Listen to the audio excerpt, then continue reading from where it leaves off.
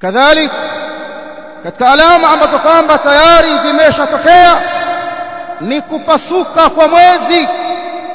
Anasema Allah subhanahu wa ta'ala, iqtarabatis sa'atu wanshaqqa al-qamar wa in yaraw ayatan yu'ridu wa yaqulu sihrun mustamir. iqtarabatis sa'a ay ana awanuha wa hana waqtu maji'iha, kimekaribia kiyama, umekaribia wakati wa kutukia kiyama. wanshaqqa al-qamar, na mwezi umepasuka. Naam, ulipasuka baada ya makafiri wa Makka, wakadhibishaji wa kumkadhibisha Rasul alayhi salatu wassalam, walipotaka dalili ambayo itabainisha ukweli wa yale aliyokuja nayo Mtume Muhammad alayhi salatu wassalam katika khawariqul aadat.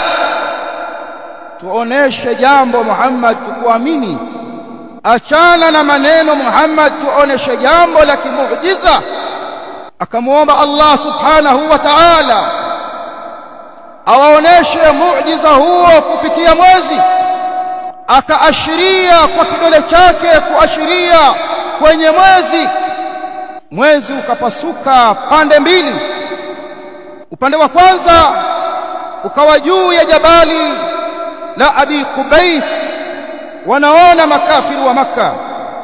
Kipande cha mwezi kiko juu ya mlima unaoitwa Jabal Abi Qubais pale Makka, na kipande cha pili kikawa kimedondokea upande wa jabali maarufu katika mji wa Makka, Jabal Qu'ayqi'an.